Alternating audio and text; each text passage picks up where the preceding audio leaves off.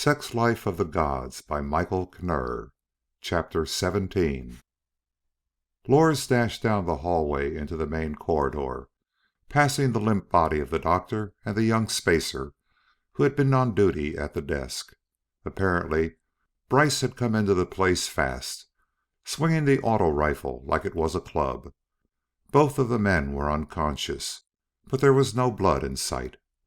Crazy fool, Lors said aloud, and slammed the door as he dashed into the corridor. Brice was running blindly. "Brice, stop!" Lors fired the auto pistol over the fleeing man's head.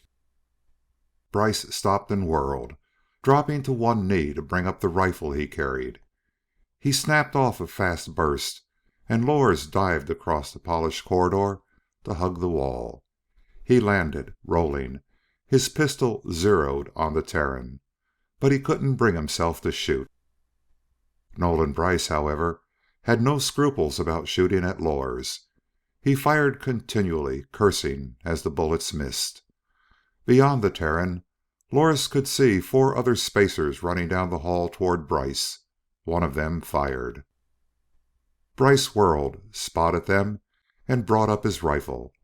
The gunfire in the emptiness of the hall sounded like a machine gun being fired in a cave. Lors saw a spacer slam backwards, rolling crazily from the impact of the bullet that Brice had triggered. The Terran was hunched over in a crouch, like an old gunfighter, shooting from the hip. Suddenly he jerked to his feet, spun crazily in two directions at once, and fell flopping to the floor. The auto rifle clattered as he let it fall. Lors came slowly to his feet and shoved his gun back into its holster. Then he walked over to where Brice was staring at the ceiling through unseeing eyes. It was a damned shame, but he had brought it on himself. One of the spacers looked at him. "Are you all right, sir?" Lors nodded. "Is he a spacer?" one of them asked, looking at the uniform. "An escaped Terran," Lors said. Then he remembered that Danson was probably down at the hangar. "Don't jettison this body until I give you the orders.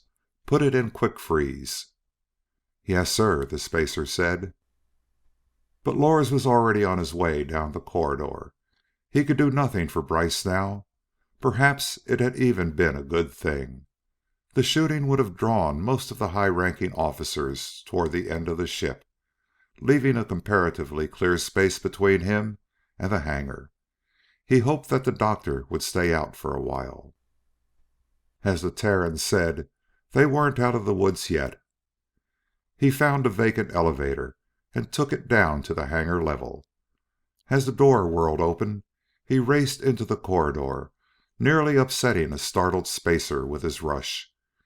He had no idea how long it would be until it was discovered that Narvi had let Danson out, but he knew the escape would not remain unnoticed for long.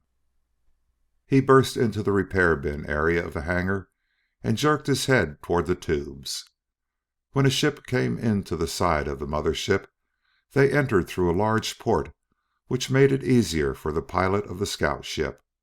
But to leave the starship, one had to install the smaller craft into one of the many blast tubes on either side of the big hangar. He looked frantically about the area for Danson and spotted the Terran standing unobtrusively near the pilot entry to one of the blast tubes. Nick Danson, garbed in the blue and yellow of a first spacer, was a twin for Lors. He hoped anxiously that none of the repairmen would notice the trick. Lors grabbed the mechanic by the arm. "Spacer, I'm on an urgent mission. Where can I get a ship?" The young spacer looked thoughtful for a moment, then pointed toward a tube on the other side of the hangar. "In that tube, sir." "Thank you." "I'll help you rig it," the spacer said.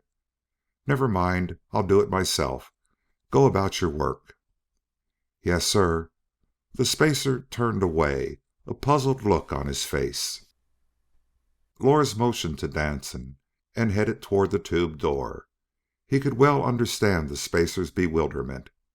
While it was possible for the pilot of a scout ship To launch his own craft, it was highly impractical and not normally done. He hoped it didn't arouse their suspicions. He yanked the door open and looked over his shoulder. Danson was almost to him, running hard. Heads turned as the mechanics watched him run. "Hurry!" Danson reached the door, and Lors shoved him into the tube. "Where's Brice?" Danson demanded. Lors slammed the door and whirled the wheel of the spider lock. He didn't answer. He was too concerned with getting the door secured. Through the port in the heavy door, he could see spacers gesturing and pointing at the blast tube. "Where's Brice?" "He's dead." Lors secured the wheel and noticed that a vice commander had come into the hangar area. "Get in the ship, fast." Outside, the hangar workers were milling about like a fleet of bees. Lors turned to Danson and saw him standing beside the ship, his eyes wild with disbelief. "Get in the ship." "Not without Brice." Lors exploded in his native tongue. "Get in that ship, Danson. How long do you think it'll be before they come in the emergency door?" Nick's eyes were wide and violent. "I'm not leaving Nolan up here, God damn it! Get out of my way!" Lors shoved the Terran as he came in and watched him backpedal into the side of the scout ship. Danson muttered a curse and dived at the spaceman. Lors had no choice in the matter. He swung hard, Terran style, in what has come to be known as the 0-1-2. His left fist dug into Nick's stomach, and when he bent with the blow, Lors brought his right fist up from the floor and felt it smash into Danson's face. The Terran slammed backward against the ship, his head striking the metal sides. He crumpled into an unconscious blue mound beside the ship. He wasted no time. Casting a glance at the lifeless panel that was the emergency door at the far end of the blast tube, he grabbed Danson under the arms and hauled him up the short ladder to the cockpit of the ship. If they came through that emergency door, he was finished. He could not push the button in the wall that would open the huge port in the side of the starship. They would die if he did. It would be one thing to free an alien, but to intentionally kill members of his own race would mean disaster. 30 seconds after he pushed the wall button would open the port at the end of the tube and send the void of space rushing into the chamber. Anyone who did not have adequate pressurization would be a fond memory. He stuffed Danson's body into the cockpit seat and buckled the strap about him. Lors left the cockpit canopy open and leaped to the floor of the tube. "How long do I have? A minute? 2? Keep them outside," he pleaded, and dived for the button.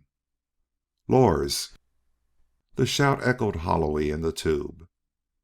He glanced toward the door and saw 3 mechanics inside the tube. Thunder and lightning. 1 second after he had slammed the button, and all the doors would have locked automatically and the port would have opened. Panicked by the sight of them, he whipped out his pistol and fired. In the tube, the weapon sounded like a firecracker going off in a steel drum. The unarmed mechanic stopped dead, whirled, and ducked back through the door. In another 4 seconds, the armed guards would show up. Lors shoved the weapon back into the holster and slammed his hand against the button. It would lock them out now. He had his 30 seconds now. He dived for the ship, dropped into the cockpit, and slammed the canopy forward, twisting the lock into place. His fingers moved over the controls, and the engine whined into life as the port opened before him. He was on his way. He revved the engines impatiently as the big door rolled away and the stars burned in at him.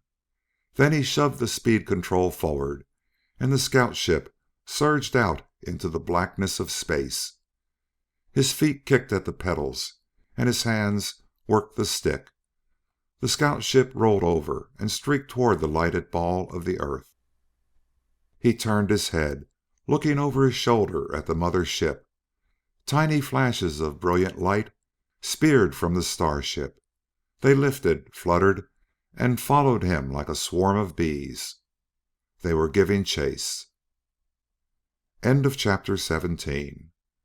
Recording by Richard Kilmer, Rio Medina, Texas.